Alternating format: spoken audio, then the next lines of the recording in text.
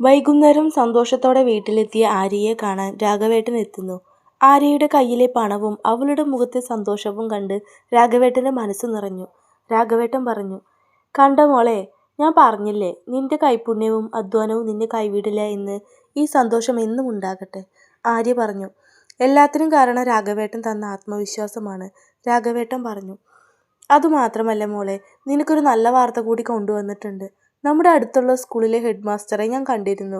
കുട്ടികളുടെ യൂണിഫോമുകൾ തുന്നാൻ ഒരു തയ്യൽക്കാരിയെ തിരയുകയായിരുന്നു അവർ. നിന്റെ തയ്യൽ മികവിനെ കുറിച്ച് ഞാൻ പറഞ്ഞു. ആദ്യത്തെ ബാച്ച് യൂണിഫോം തുന്നാനുള്ള ഓർഡർ നിനക്ക് തരാൻ അവർ സമ്മതിച്ചിട്ടുണ്ട്. കേട്ട വാർത്ത വിശ്വസിക്കാൻ ആര്യയ്ക്ക് കഴിഞ്ഞില്ല. തയ്യൽ മെഷീൻ പൊടി തട്ടിയെടുത്തപ്പോൾ മനസ്സിൽ കരുതിയ സ്വപ്നം ഇത്ര പെട്ടെന്ന് സത്യമാകുമെന്ന് അവൾ കരുതിയില്ല. അവൾ നന്ദിയോടെ രാഘവേട്ടൻ്റെ കൈകൾ ചേർത്ത് പിടിച്ചു. അടുത്ത ദിവസങ്ങളിൽ ആര്യ പലഹാരങ്ങൾ കടകളിൽ കൊടുക്കാനും തയ്യൽ സാമഗ്രികൾ വാങ്ങാനുമായി ഇടയ്ക്കിടെ പുറത്തിറങ്ങാൻ തുടങ്ങി. ആര്യയുടെ ഈ വളർച്ച കണ്ട് നാട്ടിലെ ചിലർക്ക് അസൂയയും കടുപ്പവും കൂടി. അയൽവാസിയായ വസന്തയും മറ്റു ചില സ്ത്രീകളും വഴിവക്കിൽ കൂടിച്ചേർന്ന് ആര്യയെ കണ്ടപ്പോൾ ഉറക്കെ പരിഹസിക്കാൻ തുടങ്ങി. വസന്ത മറ്റുള്ളവരോടൊക്കെയായി ഉറക്കെ പറഞ്ഞു, അയ്യോ കണ്ടോടി, കുടുംബത്തിൽ ജനിച്ച പെണ്ണുങ്ങൾ തെരുവിൽ കച്ചവടത്തിന് ഇറങ്ങിയിരിക്കുന്നത്. വീട്ടിലിരിക്കേണ്ടവൾ കവലയിൽ നടന്ന് കച്ചവടം നടത്തുന്നു. നാണമില്ലല്ലോ ഇതിനൊക്കെ. കുടുംബത്തിൻ്റെ മാന്യത കളഞ്ഞു കുളിക്കാൻ ഓരോരോ വേഷങ്ങൾ. മറ്റൊരു സ്ത്രീ പറഞ്ഞു, ഭർത്താവിന് ജോലിയുമില്ല, ഇപ്പോൾ പെണ്ണിൻ്റെ പൈസ കൊണ്ടാണ് ജീവിക്കുന്നത്. എന്തൊരു കഷ്ടമാ. ചുറ്റും നിന്നവർ ആര്യയെ നോക്കി അടക്കം പറഞ്ഞ് ചിരിച്ചു. അവളെ നാണം കെടുത്തി തളർത്തുകയായിരുന്നു അവരുടെ ലക്ഷ്യം. പണ്ടത്തെ ആര്യയായിരുന്നെങ്കിൽ ഈ കുത്തുവാക്കുകൾ കേട്ട് വഴിയിൽ വീണ് പൊട്ടിക്കരഞ്ഞേനെ. എന്നാൽ ഇന്ന് അവൾ മാറ്റത്തിൻ്റെ പുതിയൊരു പാതയിലാണ്. അവൾ നടപ്പ് നിർത്തി. വസന്തയുടെ മുന്നിലേക്ക് ദൃഢമായ ചുവടുകളോടെ നടന്നു ചെന്നു. അവളുടെ കണ്ണുകളിൽ ദേഷ്യത്തെക്കാൾ ഉപരി നിശ്ചയദാർഢ്യത്തിൻ്റെ ഒരു തീപ്പൊരി ആളി പടർന്നിരുന്നു. തല ഉയർത്തി ശബ്ദത്തിൽ തികഞ്ഞ ആത്മവിശ്വാസത്തോടെ അവൾ സംസാരിച്ചു. ആര്യ ഉറച്ച ശബ്ദത്തിൽ പറഞ്ഞു, വസന്തേച്ചി കേട്ടോളൂ. അഭിമാനത്തോടെ സ്വന്തം കുടുംബത്തിന് വേണ്ടി അധ്വാനിച്ച് ജീവിക്കുന്നത് ഒരിക്കലും നാണക്കേടല്ല. പക്ഷെ അടുത്തവൻ്റെ കുറ്റവും കുറവും പറഞ്ഞ് വീണുപോകുന്നവരെ ചവിട്ടിത്താഴ്ത്തി രസിക്കുന്നതുണ്ടല്ലോ, അതാണ് ലോകത്തിലെ ഏറ്റവും വലിയ നാണക്കേട്. ഞാൻ പട്ടിണി കിടന്നപ്പോൾ എനിക്കൊരു പിടി ചോറ് തരാൻ നിങ്ങൾ ആരും വന്നില്ല. പിന്നെ ഞാൻ അധ്വാനിക്കുമ്പോൾ വിരൽ ചൂണ്ടാൻ നിങ്ങൾക്ക് ആർക്കും അവകാശമില്ല. എൻ്റെ ഭർത്താവും മക്കളും പട്ടിണി കിടക്കാതിരിക്കാൻ ഞാൻ ഇനിയും അധ്വാനിക്കും, കച്ചവടം ചെയ്യും, തയ്യൽ തുന്നും.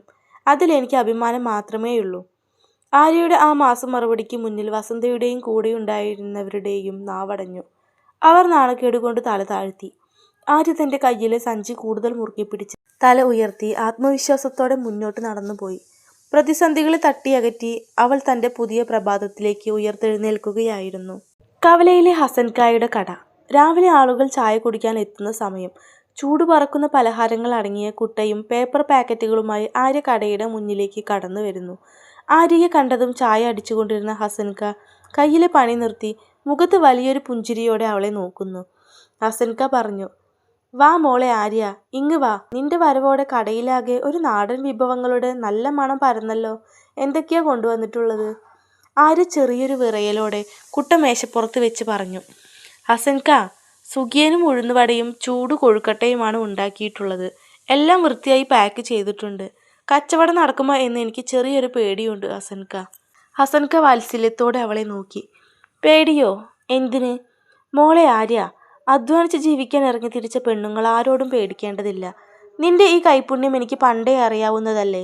കടയിൽ വരുന്നവർക്ക് നല്ല ശുദ്ധമായ ഭക്ഷണം കൊടുക്കുക എന്നുള്ളതാണ് പ്രധാനം. അത് നീ കൃത്യമായി ചെയ്തിട്ടുണ്ട്. ഹസൻക കുട്ടയിൽ നിന്ന് ഒരു ഉഴുന്നുവട എടുത്ത് കടിച്ചു നോക്കുന്നു. അദ്ദേഹത്തിൻ്റെ മുഖത്ത് വലിയൊരു സന്തോഷം നിറയുന്നു. ഹസൻക അതിശയത്തോടെ പറഞ്ഞു, എന്തൊരു മുരുവും രുചിയുമാ മോളെ ഇതിന്. ഞാൻ എത്രയോ കൊല്ലമായി കട നടത്തുന്നു. ഇത്രയും നല്ല നാടൻ രുചി അടുത്ത കാലത്തൊന്നും കഴിച്ചിട്ടില്ല. നീ ധൈര്യമായിരിക്കെ. ഈ കുട്ടയിലെ സാധനങ്ങൾ മുഴുവൻ ഉച്ചയാകുമ്പോഴേക്കും വിറ്റ് തീരും. അതിനുള്ള ഗ്യാരണ്ടി ഈ ഹസൻക തരാം. ആര്യ കണ്ണുകൾ നിറഞ്ഞ് ആശ്വാസത്തോടെ പറഞ്ഞു.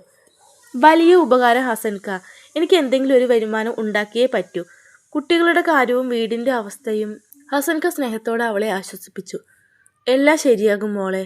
പടച്ചോൻ കൂടെയുള്ളപ്പോൾ നിന്റെ ഈ കഠിനാധ്വാനം വെറുതെ ആവില്ല. നീ സന്തോഷത്തോടെ വീട്ടിലേക്ക് പോയിക്കോ. വൈകുന്നേരം വരുമ്പോൾ നിന്റെ കച്ചവടത്തിൻ്റെ കാശ് ഞാൻ നിന്റെ കയ്യിൽ തരും.